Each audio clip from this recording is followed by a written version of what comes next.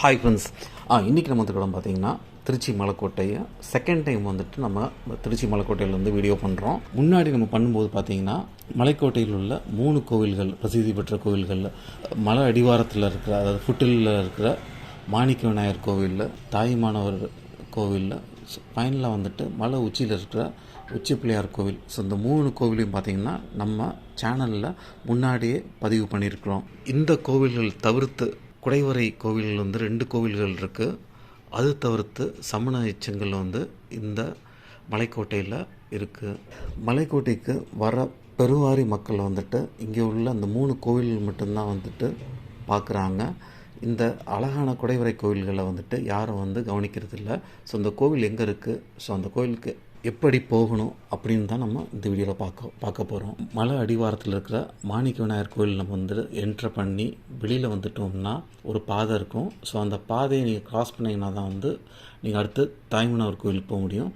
தாயுமானவர் கோவில் உள்ளே என்ட்ரு பண்ணாமல் லெஃப்ட் ஹேண்ட் சைடில் பார்த்தீங்கன்னா வந்துட்டு ஒரு பாத்து போகும். ஸோ அந்த பாத்தில் வந்து கொஞ்சம் தூரம் நீங்கள் போனதுக்கப்புறம் பார்த்தீங்கன்னா வந்துட்டு பல்லவர் காலத்து குடைவரை கோவில்ன்ட்டு உங்களுக்கு ஒரு சைன் போர்டு இருக்கும். ஸோ அந்த சைன் போர்டை நீங்கள் அந்த டைரெக்ஷனில் என்ட்ரு பண்ணிங்கன்னா ஃபியூ மீட்டர்ஸில் பார்த்தீங்கன்னா லோயர் ராக்கெட் கேவ்ஸ், ஸோ அது நீங்கள் பார்க்க முடியும். ஸோ அது போல் பார்த்தீங்கன்னா தாயுமானவர் கோவில் தாண்டி மலையில் வந்து ஃபியூ ஸ்டெப்ஸ் இங்கே மேலே போயிட்டிங்கன்னா ஸோ அங்கே பார்த்தீங்கன்னா பழையபடி அங்கேயும் ஒரு கேவ் இருக்குது.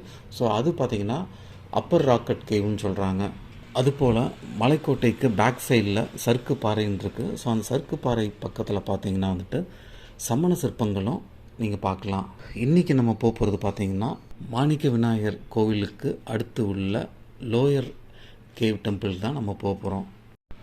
நார்மல் ஆஃபீஸ் ஹவர்ஸில் தான் இந்த லோயர் ராக்கெட் டெம்பிள் வந்துட்டு ஓப்பனாக இருக்கும், மற்ற நேரம் வந்துட்டு மூடி இருக்கும்.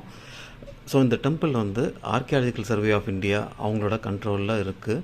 ஸோ இங்கே உள்ள சைன் போர்டில் வந்துட்டு இது 8ஆம் நூற்றாண்டு சேர்ந்த பாண்டியர் காலத்து குடைவரை கோவில்னு மென்ஷன் பண்ணியிருக்கிறாங்க.